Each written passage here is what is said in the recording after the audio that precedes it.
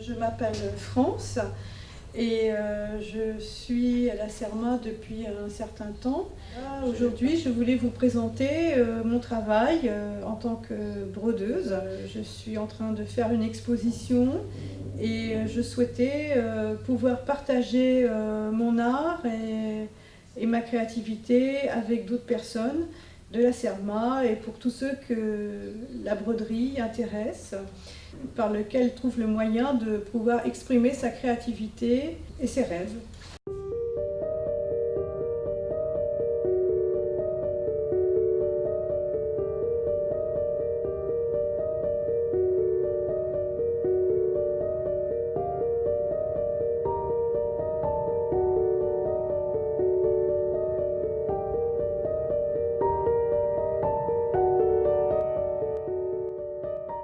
Donc je travaille beaucoup à l'aiguille aussi, par exemple pour faire des points de base, pour remplir des surfaces.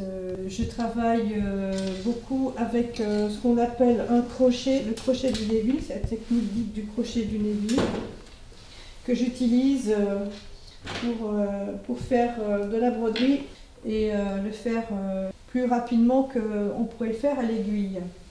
À la base, le crochet du Neville était une technique pour faire de l'imitation de dentelle.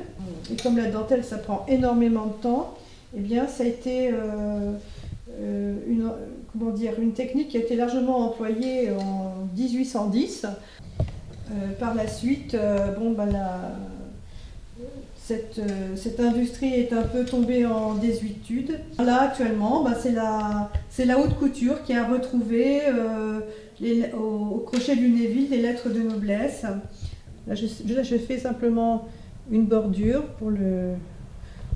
j'ai fait une découpe et là, je suis en train de faire un bord qui soit propre de façon à ce que la découpe de tissu ne filoche pas. Donc moi je fais ça et éventuellement si d'autres personnes sont intéressées par cette méthode, je les aiderai à y parvenir.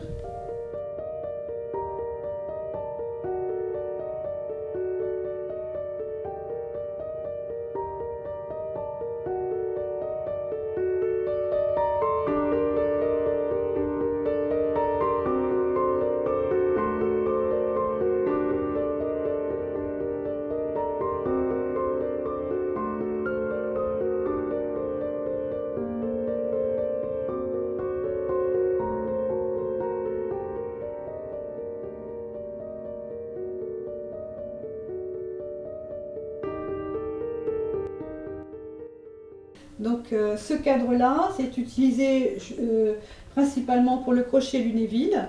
L'intérêt, c'est qu'il maintient le tissu et on peut travailler avec deux mains libres, contrairement au cadre rond, comme cela, les tambours classiques qu'utilisent des brodeuses. Voilà, on peut l'utiliser à n'importe quel moment, on le glisse dans le sac.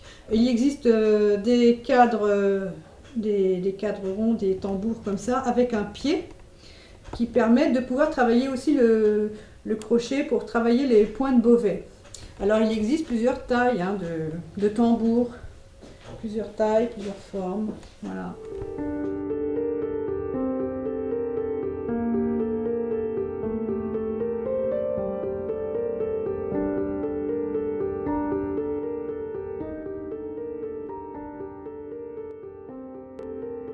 Dans cette exposition, j'ai essayé de mettre des œuvres les plus différentes possibles pour montrer les possibilités qu'offre la broderie. Alors, par exemple, dans celui-ci, cette technique-là, c'est un point compté et c'est le black work, ça s'appelle.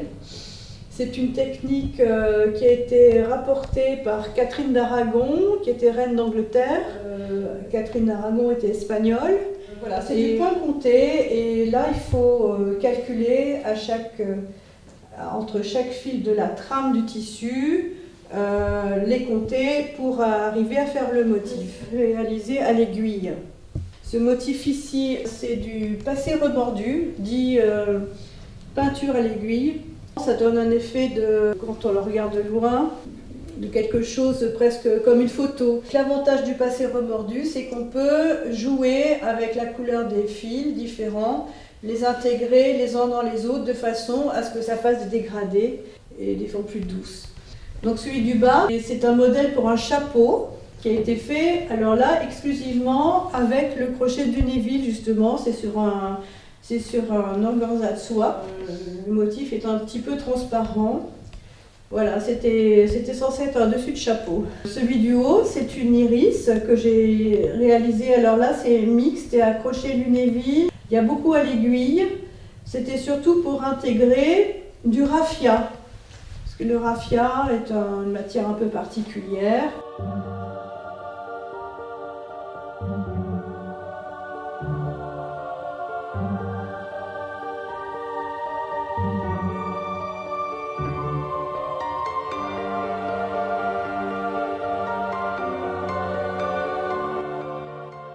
Là, c'est des broderies, je travaille avec le ruban. Là, j'ai confectionné avec chaque tissu les pétales pour faire les pétales de la rose. Et ensuite, ils sont assemblés sur un support. Celui du haut, c'est de la broderie à l'or.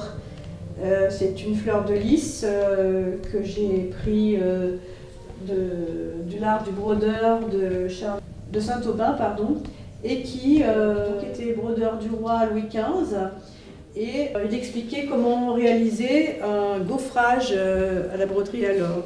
Celui-ci, c'est une broderie indienne. C'est une broderie qui se fait dans le nord de l'Inde et ça s'appelle le sardossi. J'avais commencé ce travail-là avec une indienne. Et donc par la suite, après j'ai rajouté d'autres motifs, des motifs indiens aussi autour, parce que j'avais l'intention d'en faire un coussin, donc là il n'est pas fini. Voilà, donc le sardossi c'est un peu comme le crochet lunéville, mais ça se travaille sur l'endroit, contrairement au crochet lunéville qui se travaille sur l'envers d'un tissu. Alors ici c'est une ceinture que j'ai réalisée à partir d'un modèle qui existe. C'est un modèle Renaissance et c'était dans les livres fashion, pattern fashion qui servent à créer des robes de costume parce que j'ai fait une année de costumière. Et ce motif, je l'ai reproduit sur un organza noir et sur lequel ensuite j'ai brodé au point de lunéville et puis à l'aiguille également. Voilà, donc toute la série des motifs, chacun brodé un à un.